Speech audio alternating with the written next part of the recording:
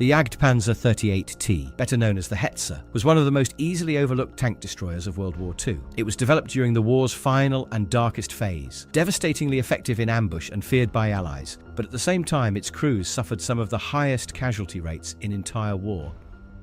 The Hetzer's story, as we said, began during one of Germany's darkest moments. By late 1943, the tide of the war had shifted. Allied bombing raids had crippled Germany's key production facilities, including the main factory building their trusted assault gun called the Sturmgeschütz III. With output halted, Hitler demanded a replacement, and he demanded it fast. The new design had to be lighter, faster, and easier to mass produce. The job fell to the BMM factory in occupied Czechoslovakia, tasked to create a new tank destroyer using whatever was already available. That meant starting with the Panzer 38T, a Czech-designed light tank that was long outdated, but its chassis was still reliable. And more importantly, BMM's factories were already geared to build it. So instead of designing something from scratch, half the work was already behind them. The goal was to produce a 13-ton vehicle with thick, sharply sloped armor and a top speed of nearly 60 kilometers per hour. It would be compact, affordable, and deadly, a so-called Volksstug that could be rushed into service to plug the growing gaps on every German front.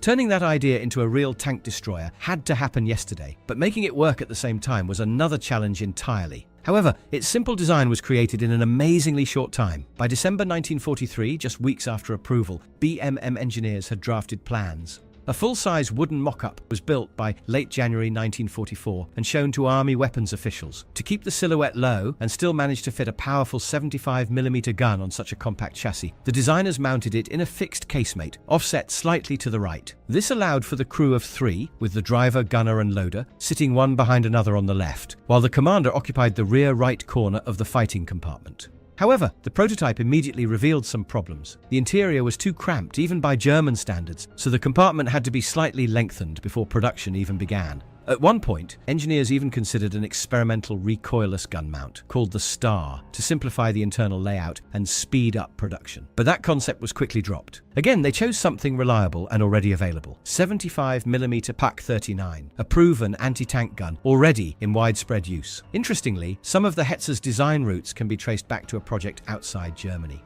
In early 1944, German engineers took a close look at the Romanian Maresal tank destroyer, a compact 6-ton vehicle with a captured Soviet chassis and also a 75mm gun. What really stood out was its layout. It was extremely low to the ground, with sharply angled armor that offered impressive protection despite its small size. Even the vehicle's name has a story behind it. Officially, Hetzer was never the name used during the war. That nickname originally belonged to a different prototype, the E-10, but only for a short time.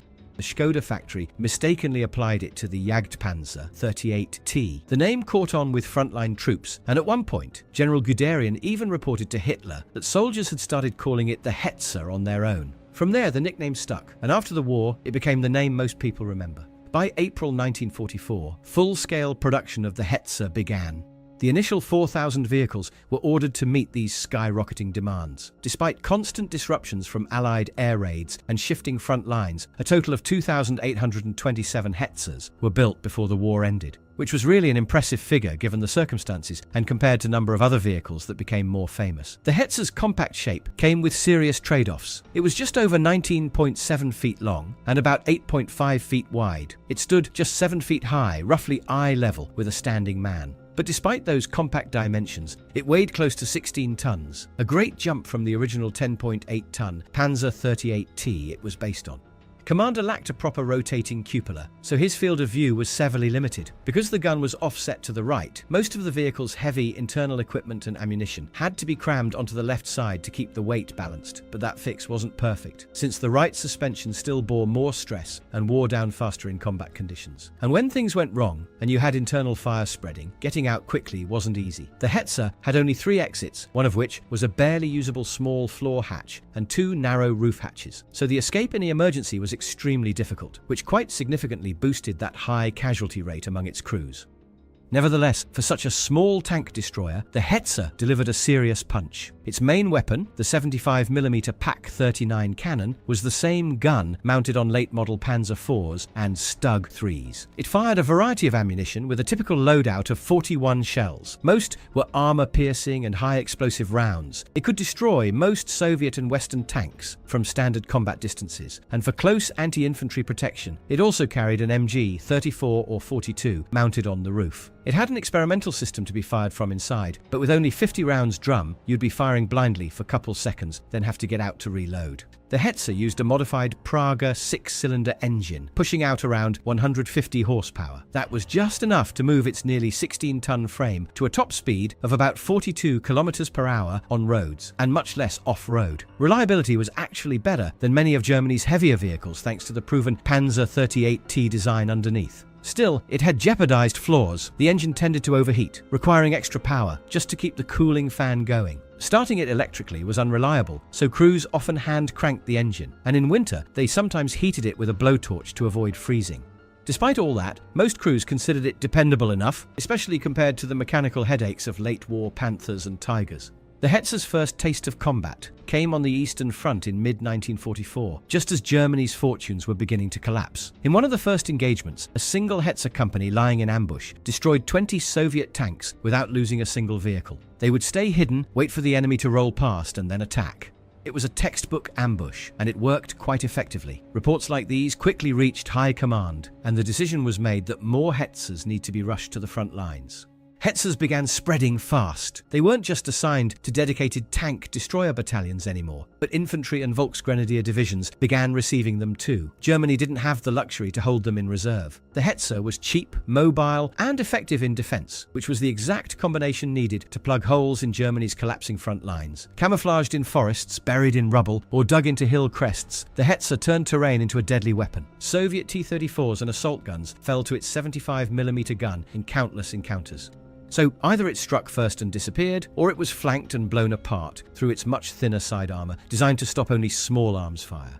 The Hetzer also appeared in one of the war's most infamous urban conflicts, the Warsaw Uprising. During a horrific assault on August 8th, Hetzers attached to the notorious WWII Brigade advanced through Warsaw using Polish civilians as human shields, forcing them to walk ahead of the tank destroyers. Polish resistance fighters did manage to disable and capture one of the Hetzers. They nicknamed it Daredevil and painted a white eagle on its side, but it was never used in combat as it had no fuel nor ammo. Instead, it became more like a symbol of defiance. Eventually, it was abandoned or destroyed as the uprising collapsed under German pressure.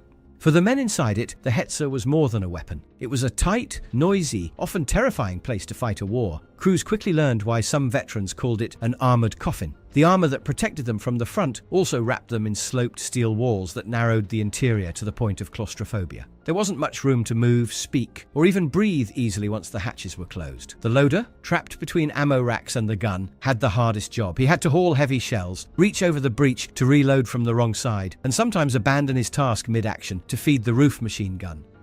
That meant popping up through the hatch and exposing himself under fire just to swap out a 50-round drum that would empty again seconds later. The psychological pressure was just as severe. Inside the sealed hull, heat and fumes built up fast. Vision was limited to narrow periscopes. Its visibility to the rear or flanks was nearly zero. Some commanders preferred to fight with their heads exposed rather than stay blind inside. And when things went wrong, a flank attack, a direct hit, or a fire, escape could be nearly impossible. Even so, many crews felt proud of their Hetzers. Its front armor gave them a fighting chance, and its gun could kill nearly anything if they struck first. But they also understood one hard truth. If caught off guard, there would be no second chances. Inside a Hetzer, survival came down to seconds. Beyond its battlefield record, the Hetzer left behind a trail of strange experiments, grim controversies, and unfinished ideas. In late 1944, some Hetzers were converted into flamethrower tanks. These flammpanzer 38s looked like regular Hetzers, but hid a flamethrower inside a fake gun barrel.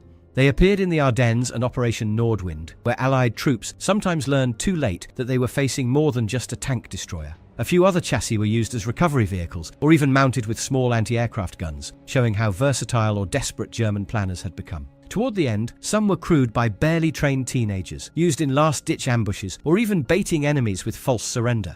These stories gave the Hetzer a shadowed legacy as a weapon of efficiency, but also of desperation. However, for the men who actually fought in it, it was usually a last-ditch hope. The Hetzer became a symbol of a war ending in shadows, a tank destroyer that lived, fought, and died from cover.